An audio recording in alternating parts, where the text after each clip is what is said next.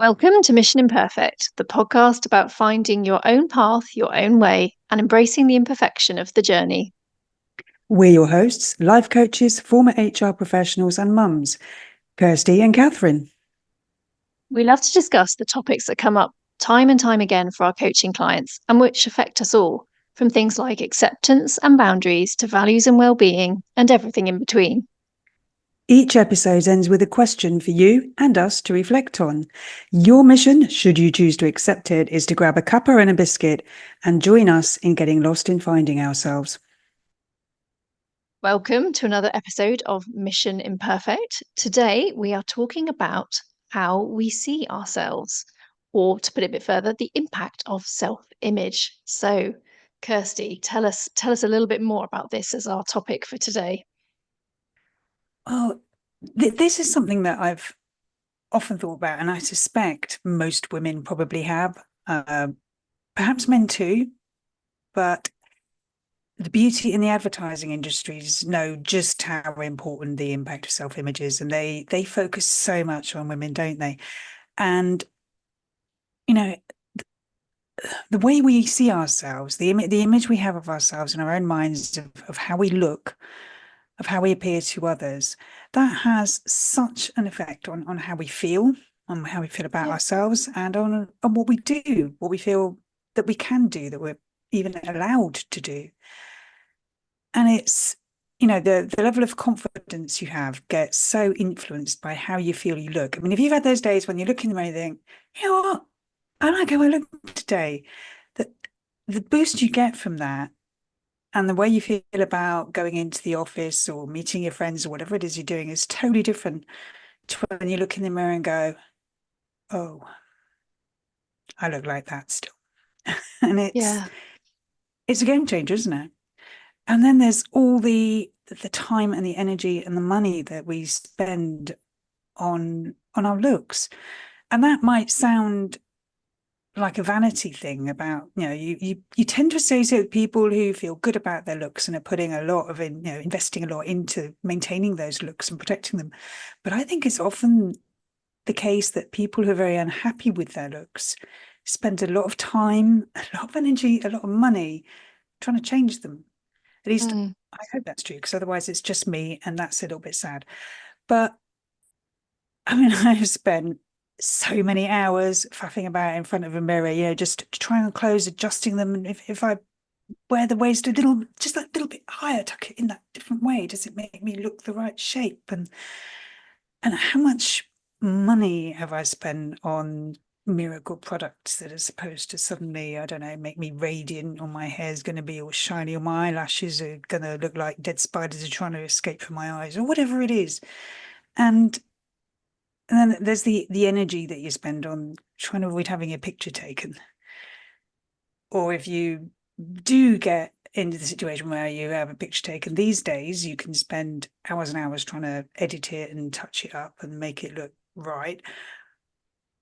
Or you can, certainly as used to be the case when it was a hard copy photo you ended up with, or if it's something that somebody else has sort of shared of you online, whatever, looking and going, oh my God, look how awful I look. I mean, how much energy can you devote to identifying all your own flaws in a picture that has been taken? As I said, I'm really hoping that's not just me and that other people can relate to Oh, all that. I'm sure it's well, I think we can, it's you and me at least, So I think we're Thank we're you. at Thank you for that. 100% for the people, present here for this conversation. But you know what's really sad about that really made me think it's not, it doesn't reflect on just what we look like. We make it mean more than that. You said at the beginning, it affects how we feel, and then that affects what we do. So Mm, it skews our thinking to be more than this is just what I happen to look like. It's like, well, this is therefore perhaps what I am capable of. So, for example, this idea of ugliness being on a sort of par with stupidity, yeah. it's like that we make the meaning more than it actually is. And it's really quite sad, isn't it? Because you're right. Sometimes when we think, oh, I look all right today, it does give us that strange boost, doesn't it? Probably in other areas, we feel a bit more competent and capable and can do things, as opposed to the day when you look in the mirror and you think, God, I look like a sack of crap. And then it puts you on a downer and you Yeah. don't feel so positive about what you're capable of. And yet you're still the same person with the same capabilities, regardless of what you actually look like. And that's quite sad. And what you're saying about the people who perhaps spend the most time like really trying to fine tune their appearance, I think you're right that underneath a lot of that's probably deep unhappiness about how they look and a lot of insecurity that can have a far more deep reaching impact than just the sort of physical. This is the basically it's the package that you're in, isn't it? If we're being really honest, Yeah, it's like the packaging that you are presented in, but we put a lot of sway onto it, don't we? we do. And I guess we know that first impressions matter, that however hard we try not to, everyone makes Mm. that sort of snap Yeah. judgment unconsciously based on how someone looks. It doesn't mean that's what sticks. I think that's important. It doesn't mean that that's never going to change, but we know we do it. So if we look in the mirror and we don't like what we see, then that's the assumption we're making about what somebody else is going to see. And what you said about that, ugly getting correlated to stupid, I think that idea that we are unattractive, it's not just about our looks being unattractive, is that we don't attract what we want. We don't attract the right people. We don't attract the attention we want. We don't attract the things in life that we want, the good luck, whatever it is. That Mm. whole idea of being unattractive, it goes beyond the physical, doesn't it? Yeah. But then here's the thing, what we see in the mirror isn't reality. That's not an objective reality. If indeed there is such a thing as an objective reality, but that could be a really big tangent, and I've been listening to all the wrong podcasts. But anyway, what you see in the mirror isn't that objective reality of your appearance. It's an idea of yourself. We what you see, your reflection as you see it, that has been as filtered and edited as any of those sort of casually glamorous sort of social media images of celebrities that you see. The difference being that we've done it unconsciously and we've done it to our own detriment rather than to make ourselves look better. Yeah. And that's the real sting in the tail, isn't it? Because it's funny, I think I look in the mirror and I see exactly what I look like, but I'm noticing immediately all the things that I don't like, all the things that are Yes. wrong in my humble opinion. And yet I'm doing that. I think that's the reality. But I'm doing all of that. Like you said, it's when you said it's the same as those glamorous ones that have been made to look beautiful. It's almost like the glam filter and the ugly filter, isn't it? And we just don't realize that we've put that filter on ourselves, and it's nearly always, like you said, it's to our detriment. Doesn't it? I mean, I think maybe there are times when we do it positively. I'm sure there are people out there who have, who consider themselves to look great when perhaps other people would be a little less complimentary in their assessment. But good luck to them for that. I hope there are people out there, and I would like to be one of them one day. That's an aim. But I think the filter that we use most often when we are looking at ourselves is that of rejection. The feeling that we're not worthy of attracting, there's that word again, of attracting the care and the attention of others. And that gets created by all the different things that are happening in our lives, the things that are said to and about us, about how we're treated and what's happening, by what we compare ourselves to. And the crazy thing is that an awful lot of that will have absolutely fuck all to do with how we look.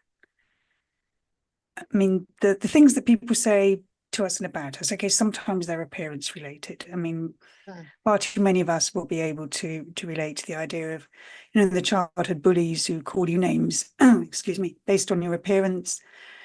And unfortunately, there are those sort of abusive partners who will insult their partner's appearance in order to maintain control and influence. But mostly people do not walk up to you and go, "Geez, you look shit Yeah, today." we hope It's not. God, you're ugly, aren't you? Has anyone ever told you that before? Yeah, that tends not to happen. Most people do not actually comment negatively on your appearance on on anything like a frequent basis. But some people do comment on your appearance, and even I think even family teasing, when you were a kid, and there might be the jokes about how you were a really fat baby and toddler, or maybe how you're the really skinny teenager, or there's certainly the jokes about all the unfortunate outfits and haircuts you had during your formative years. And they're not meant unkindly in any way usually, but they all start to plant that seed of self-consciousness, the idea that there is something wrong with the way you look, that you don't get it right, that you don't look right somehow. And it is not meant to hurt. And people can just say things casually to you. They'll use a word to describe you that is a word that sort of has some kind of negative connotation for you. They might comment on a feature that they are genuinely mean objectively and are not criticizing, but you'll take it as a criticism. I don't know if somebody says, I don't know, you have a strong jaw, or maybe you think, oh my God, I look like Desperate Dan from the Beano, or whoever it was. Whereas they just mean that they feel they've got a bit of a receding chin, and actually they're very envious of your jawline. Yeah. You don't know. So it's amazing what gets built up as creating that image of other people don't think I look good. And then that sense of rejection from how we're treated, obviously, there's all the big stuff that you can imagine, the relationship breakups, especially the romantic ones, but it can be friendships that go south, and family bust ups and so on. Losing your job or not being offered a job that you really want, even stuff like empty nest, when the kids start to leave home, and that sense that you are not needed in the way that you were. But on top of that, there's a whole host of day-to-day stuff that can leave you feeling rejected in some way. It's just when some of your friends meet up without you, you're not invited to a meeting at work that you think you should have been. You dress up and your partner doesn't notice, or you've had your hair cut and nobody compliments you on it. Somebody doesn't appreciate what you've done for them. Your teenager not wanting to be seen with you. It's all these little things that create that sense I'm not worthy, I'm not valued. And perhaps where appearance is most directly related is what we compare ourselves to. And of course, social media, always the big villain in that respect. Even though we know how fake a lot of what we see is, it's still out there, isn't it? All those images of those beautifully painted and sculpted women that are nothing like us. And we are told, are what is beautiful, what is sexy, what is desirable. So by definition, we are not. But I mean, I am old enough to remember life before the internet. I grew up without it. Shocking, isn't it? But the same thing was happening then, just on a slightly different scale. There were the women in magazines, page 3 models, the women on screen. They all looked different to your average woman in the street, even back then, the 1980s. And even in the 1980s, with 1980s fashion, they look good. I wonder what we'd make of it now if we saw some like on the street 1980s fashion. But you see all that, leaving aside the 1980s and the perms, when you're seeing all that, when you have that sense that you are not being appreciated, that you are not attracting what you want in life and good things in life and the right people, and you see all these images of what apparently beauty and desirability and attractiveness is supposed to look like, and you end up so focused in on the ways in which you don't measure up.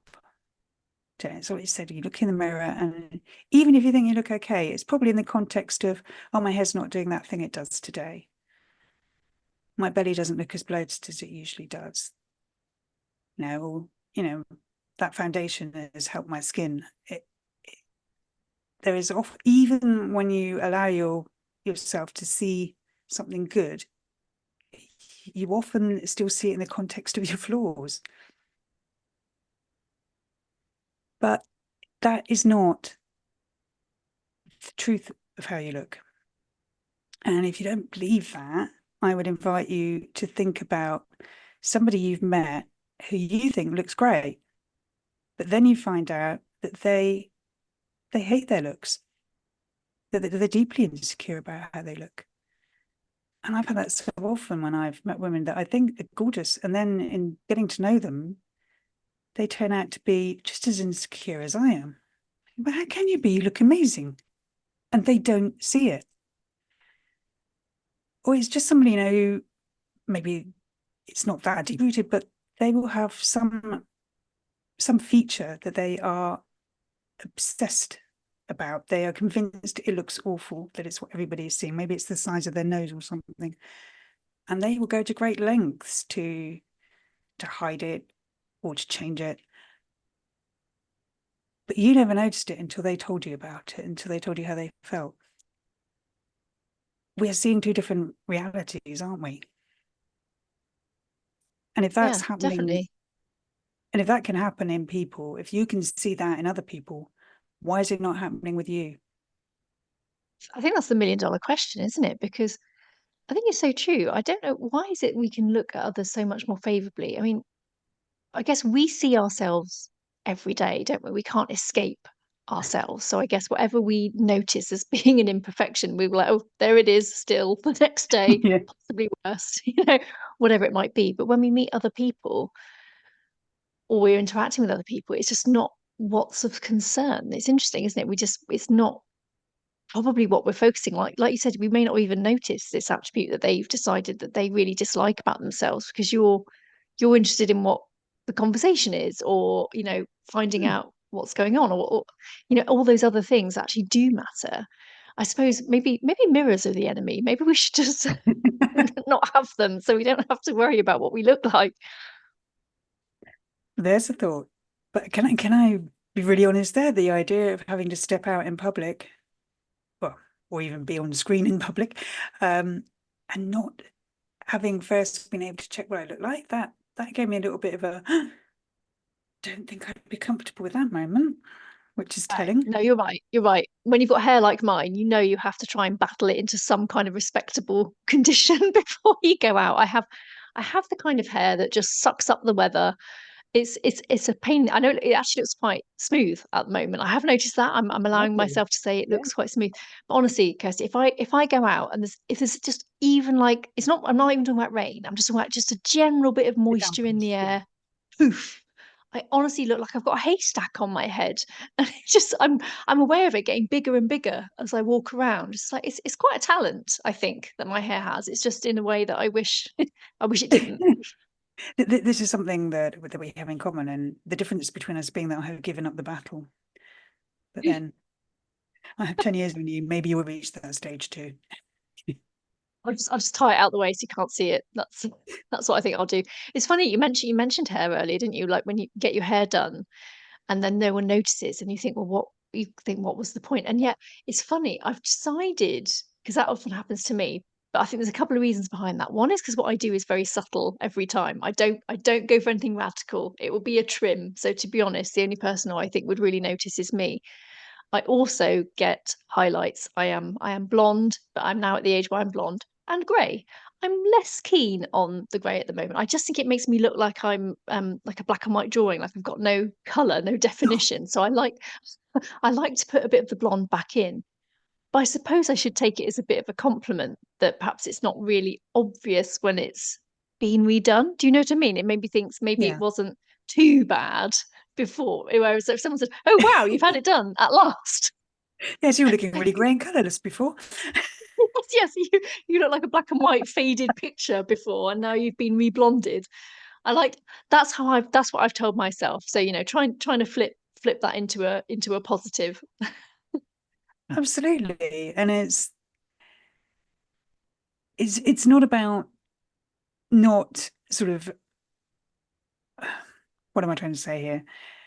We are going to see ourselves in more detail than anybody else sees us, aren't we? Yes, As you said. agreed. Yeah. We have to live with our faces. We do have mirrors, and this day and age we're spending more time on screen, and you have to look at yourself. But that doesn't mean that other people see what you are seeing. And But even if you know that, we just sat and we just said it, and then the conversation we just had shows makes the next point absolutely beautifully, because even then when you know that you are seeing a filtered idea of yourself in the mirror, that doesn't mean that you immediately stop thinking that it's unattractive. In the same way that when you know a glamorous selfie on Instagram is actually edited and filtered to fuck, that knowledge doesn't stop you believing that the subject of the image is actually beautiful, does it? Mm. Yeah. And it applies the other way around. We know even when we recognize that we're doing it, it doesn't immediately stop us thinking that we are flawed and unattractive and being able to see ourselves differently. So there are ways you can change that, but it's so often we try and address it on the physical level. We get the hair done, we buy the products, we get a new outfit. But how we see ourselves is as much through our mind's eye as it is through our physical eyes, isn't it? So that's where it needs to start. It needs to start with how we're thinking about ourselves and our looks, it seems to me. Yeah. Oh, I love And that. I love that. The mind's eye as well as the physical eye. I think that's yeah, a really beautiful way to put it. thank you. And obviously, one really good way of starting to work on your mindset and how you're thinking is coaching. And well, Who'd have thought? well, we would say that, wouldn't we? Um, but it really is, a great way to get to better know, understand, and value yourself, isn't it? And you can do that in such a safe and kind space with coaching. And the more you come to appreciate yourself, the less external validation you need, and the more resilient you become when you do face rejection, because you are going to face rejection. It's going to happen, whether it's intended, whether it's big or small, it's going to be there always. And having a chance to work on that, to bring it out into the open, to actually consider yourself as a whole and everything about you, can really change the way you see yourself, quite literally. And as a coach, would you agree with that? Oh, definitely. Absolutely. And I think it's such an important point. It's not just about that physical eye. It's about appreciating all of you, and that being just a small part. I think it helps to sort of mitigate some of that sway that we'll put onto just physical appearance. And I think this is Yeah. also something that we can get a little bit more relaxed about as we get older. The irony is, of course, when we get older, we have probably more challenges to, as I've just spoken about with my hair. Yeah. It's definitely got worse as I've got older. The wrinkles, you know, the crow's feet, all of those things, we get inevitably more of those. But equally, this idea of being a bit more comfortable in our own skin, I think that's something that coaching helps give you, this idea of I am okay as I am, imperfections and all. I recognize perhaps Mm. everything is not as I would love it to be, but it doesn't matter because no one else is either. And actually, it's far more important who I am as a person, how I live my life, how I interact with others. You get to sort of downplay that significance on those superficial things that, if we're honest, yes, we'd love to look in our minds amazing, but it doesn't matter that much. And I think that's a bit of reassurance and comfort I think I found now in my 40s that I didn't have in my 20s. Absolutely. I think the older I get, perhaps the easier it's becoming to let go of the importance of looks. But I'm talking about that idea that the more we come to value ourselves as the whole person, what's on the inside, the more kindly we're like to look at ourselves physically. I think it's interesting that, again, I hope this isn't just me because it makes me sound really shallow, but I've met people sometimes when my first impression has been not particularly favourable on the physical appearance level. And yet I've noticed with some of those, the more I've got to know them and to value them, the more attractive I start to find them physically. The more I find beauty in the appearance as I get to appreciate them as a person. Yeah. That is So if so true. I can see it happening outside, then why wouldn't it happen from the inside? Yeah, definitely. I think that's absolutely true. I think if you meet someone who is beautiful but is like an empty, shell, there's no character, personality, intelligence, anything like that, they will become physically less attractive to you. I definitely believe that. And I absolutely believe the opposite, that slightly flawed person that has the amazing personality, the kindness, all those things, they will become more attractive to you as well. Yeah. And there's some people I know that I can even think back and think that first impression I had of them, I can't see what it was that I saw then. I Mm. see them completely differently as I used them. It's weird and in itself really quite beautiful. But man, so coaching is a brilliant way of starting to explore that. But we're not just here to talk about coaching. So, I mean, journaling, for instance, I firmly believe that journaling is about the closest you're going to get to self-coaching. And it's also very cheap, very convenient. And it's a great way of starting to get stuff out of your head and out of your subconscious and onto the page, so that not only do you get a bit of respite from it going round and round, but it gives you a chance to see it differently. So all the stuff about how you feel about your looks and your worthiness and so on, just writing about it allows you to start changing the way you see it and feel about it. And of course, you can always benefit from other people's journeys and insights. I mean, I know we both believe that we have to find our own answers, that other people's answers can be helpful in pointing us in the right direction, but other people's answers are not ours.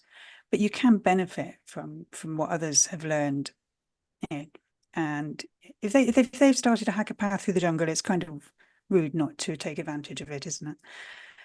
So there's so much out there in the way of books and podcasts and YouTube stuff and social media accounts that are really focused on sort of on self-belief, on self-awareness, on personal growth, spirituality. There's loads of stuff that is either free or really quite cheap to that you can learn from and benefit from, and that you can have sort of in your feed every day to help boost you as much as all those images bring you down. But actually, to do something a little more physically related, something I think is really important is to start appreciating your body. We spend really? So much time, so many hours, whichever you prefer, Yeah. so many time. We spend so many time focused on the flaws that we stop appreciating just how fucking amazing our bodies are. I mean, just lift a finger and then consider for a moment exactly what had to happen for that little movement. Everything that goes on in your body, from your brain through your muscles, the messages that get sent, the blood that's being pumped, the sinews and tendons and nerves and the skin that's growing. It's mind blowing, absolutely mind blowing. And your body is doing that all the time. And it's an absolute miracle of complexity. And I certainly find when I start considering that and recognizing it, I find I start to thank my body for some of the things it's doing and think, oh yeah, at my age, I can do that. I'm impressed. Thank you, body, because Yeah. I certainly sort of look It's after me something in we a way can, I can take that for yeah. granted. But is it, you just took the words out literally, we can take our bodies for granted. If it's not aching and it's not causing us any trouble, we just take it for granted that it is there performing a function. And then we Yeah. can nitpick on the little things about how it looks. Whereas actually, if you realize you're in pain or discomfort, you realize how grateful you are when you actually start to feel normal again. And just to draw a little parallel on this, we're recording this at the time when the Paralympics are on. And I don't know if you've been watching any of it, but if you see what people are actually capable of, Yeah. it blows my mind. Some of the sporting feats that I've been watching on the Olympics, sorry, the Paralympics, including just things that you wouldn't think were actually possible. There's a really good clip actually, and it's of the high jump. And this bar is set really quite high.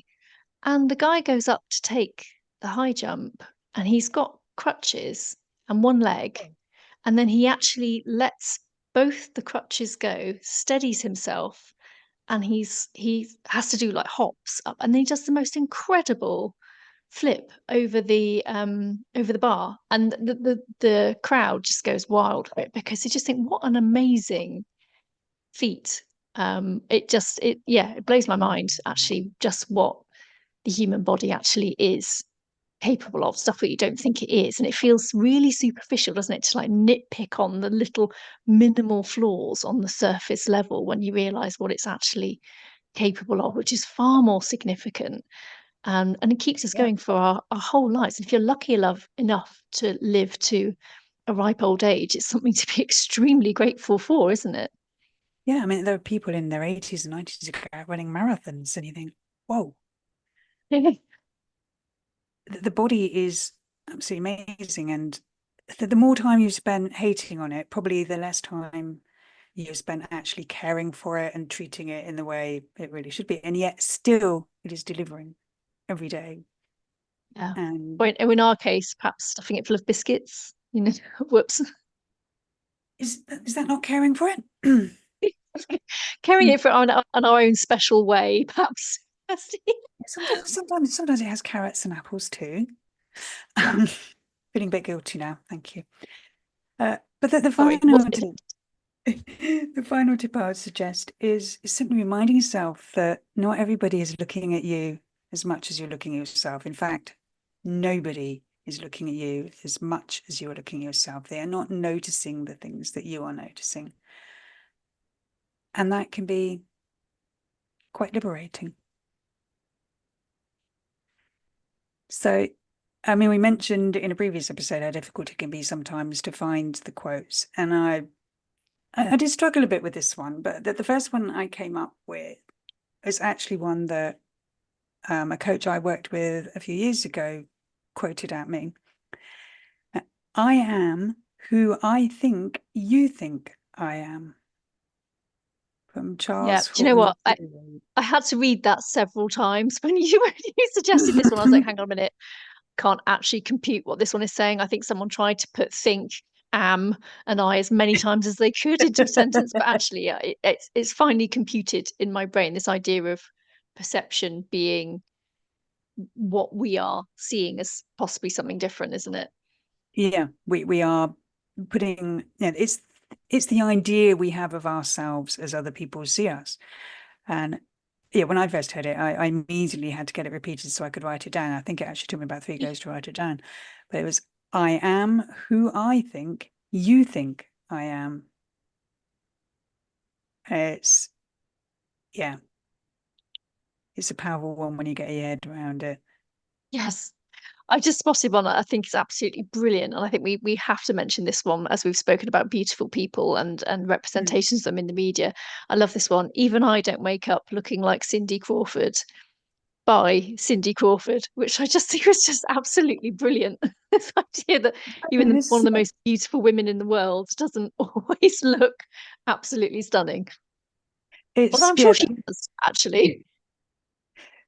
and there we go. That's the assumption we make. She's Mm. been portrayed to us as beautiful, and we believe she's beautiful, even though we know that those images we see probably aren't true. I'd like to see her have a bad hair day. I just think, imagine when, because my images of her are probably back from, if I say the 90s, is that doing her a disservice? But she had this beautiful, long, slightly curly hair, didn't Yeah, she? I just think, wavy. I'd love to see, did it always look like that? In first thing in the morning, does she look like it's a bale of hay? That slightly makes me feel a little bit better. Yeah. She gets caught in the rain. How does that look? Yeah, we're probably going to find it still looks amazing, aren't we? Then we'd hate to. Anyway, and just to sort of summarize the last tip there, you will become way less concerned with what other people think of you when you realize how seldom they do. And it's from It's David brilliant. Foster Wallace. Which brings us to the question.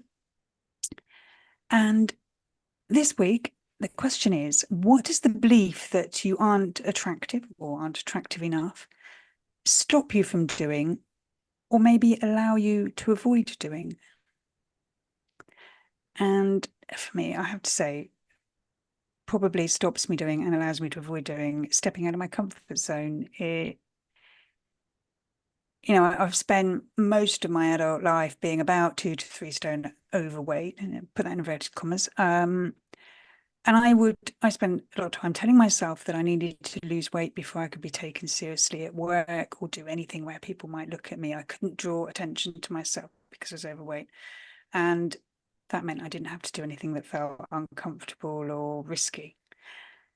These days, when it comes to sort of promoting my business, as we both know, you end up being on social media to do that, and you're encouraged to use selfies and even to do videos and stuff. And I will still catch myself trying to get out of it by thinking things like, the sharing of the selfies, doing reels, speaking in public. That's what good-looking, charismatic people do. Nobody wants to see me doing that. And I still catch myself trying to get myself off the hook with that one. Yeah. And I feel you greatly on that one because I think it's a great question. And immediately I thought, I know what mine is. It's Yeah. going live. For example, I see my flaws, but deep down I also know Mhm. that's actually a little bit of an excuse. It's not my natural love language. I like to write. I also really enjoy doing this, but because this feels like a conversation between you and I, whereas if it was just me and I was talking and I knew like all I could see was my own reflection, I know I would find that much more uncomfortable. I'd start thinking, is that what I look like? Is that how I look Yeah. today? Pulling faces at myself as I'm doing it, that kind of thing. But there is something in this idea of when you're visible, you're obviously much more noticeable for people to pick up on your flaws. So therefore, if the opposite is I don't stand out, then no one can see those imperfections. And the Yeah. sad thing is that, like you said, that final quote really nailed it, didn't it? People are not really thinking what they think of you. If you're going live, it's much more important. What is it you're saying that's of Mm. any use or of interest to anyone? And that's the sort of mentality that I will go into it when I'm doing them. But I know I can use it as a bit of an excuse to not do it because I think I don't want to. I don't want to see myself today. I don't look. I'm not having a good day.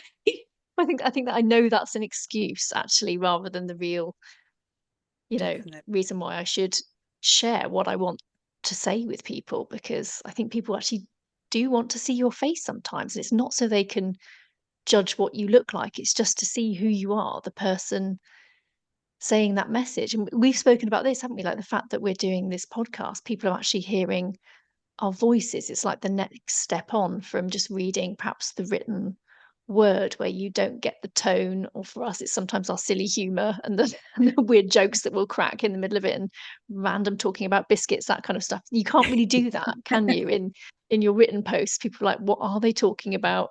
Don't No idea. understand them. It's Yeah, like that. it's a connection, isn't it? When we Mm, connect better with people, the more we see of them, the more we hear of them. And you get an idea of somebody from what they write, and you get it from a still photo too, but you get far more from hearing people talk and seeing the video because you can't unless you've got, a full-on sort of film studio behind you, you're more real in alive. yeah. We're very real, And Kirsty. I love it with our slightly imperfect setup, as we've joked about many a time, absolutely embracing the imperfections. which sounds like the most perfect note on which to end, doesn't it? But a perfect note to an imperfect podcast. Well, Excellent. thank you very much for being with us this week, and do give some thought to what it is that your sense of not being attractive enough is perhaps allowing you to hide from or stopping you from doing. And hopefully you'll join us next week. Take care. Thank you for listening to this week's episode of Mission Imperfect. Please visit the show notes for details on how to contact us and for any resources we may have on the topic discussed. Until next time, keep being imperfectly you. No one does it better.